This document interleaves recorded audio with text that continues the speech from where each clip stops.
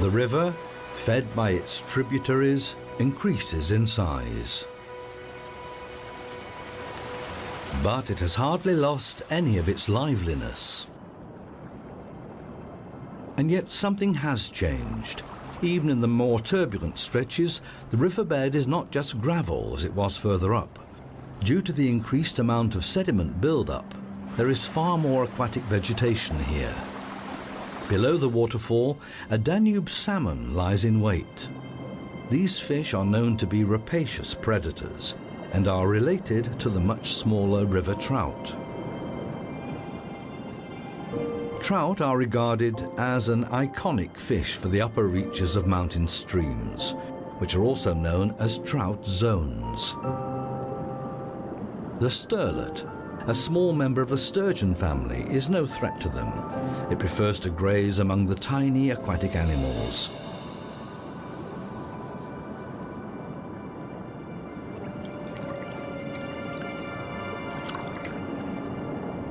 The slightly smaller graylings join them. They are also regarded as iconic fish. The grayling zone lies below the trout zone and is much more nutritious. But what has attracted all these fish to this point?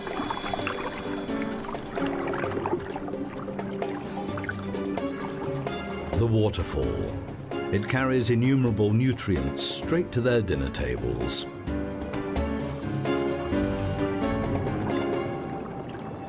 The size of the trout meat is increasing.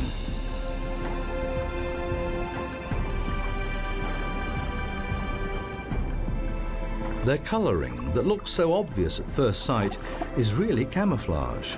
Lurking on the gravel bottom, they're hardly visible. But they can't escape this one. The Danube salmon does not even stop at relatives.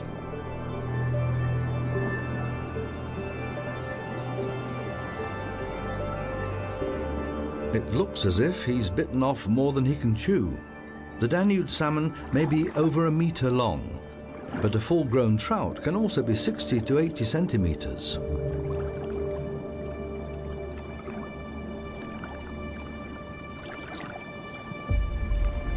The Danube salmon is a typical inhabitant of the grayling zone, but is now a highly endangered species due to water pollution and bank straightening programs.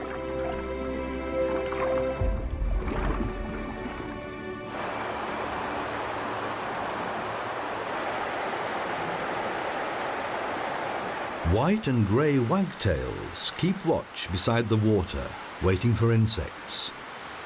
Their name is a highly appropriate description of their most obvious feature. Why they do this has not been clearly explained. They may be signalling their alert state to potential enemies. The curtsying of the dippers could be interpreted in the same way.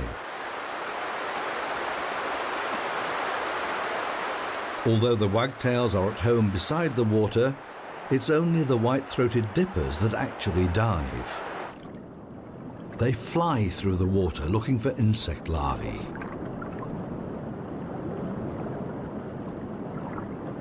A dive typically lasts 10 seconds and occasionally up to 30 seconds. The birds devour both the extracted content and the packaging. The young of the second brood have now hatched.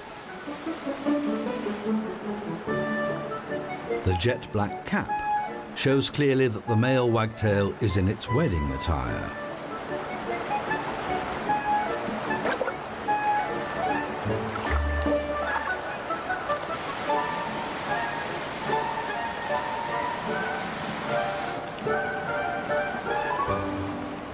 The mountain stream provides for both its sub-aqua residents and a colourful community of occasional and permanent land-based inhabitants.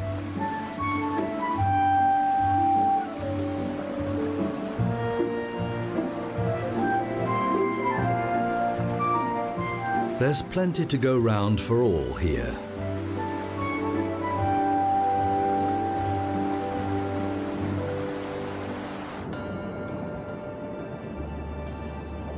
The further we move downstream, the denser the underwater jungle gets. There are now an increasing number of zones at the water's edge, where the water is nearly at a standstill. But even in the middle of the stream, the current has markedly decreased. The grayling region transitions downstream into the common barbel region, where there are now no trout at all. Barbels scan the ground for hidden fish and other aquatic animals. It sometimes happens that they take up more than they want and spit out the unwanted bits. The 4 tactile feelers around the mouth are highly sensitive and are used by the fish as sensors.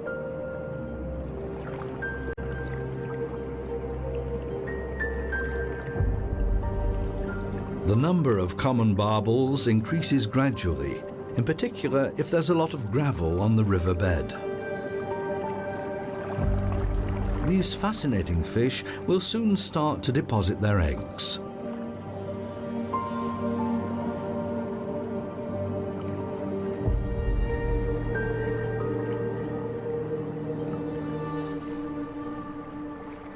The mountain river has now reached its last destination, for now, a lake.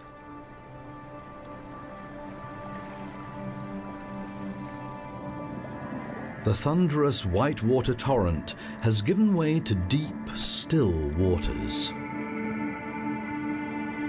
It's in this mysterious underwater world that the largest European freshwater predator reigns, the catfish.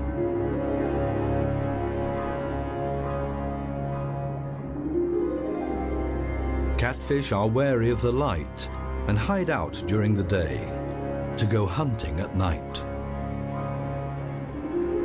They are inveterate loners.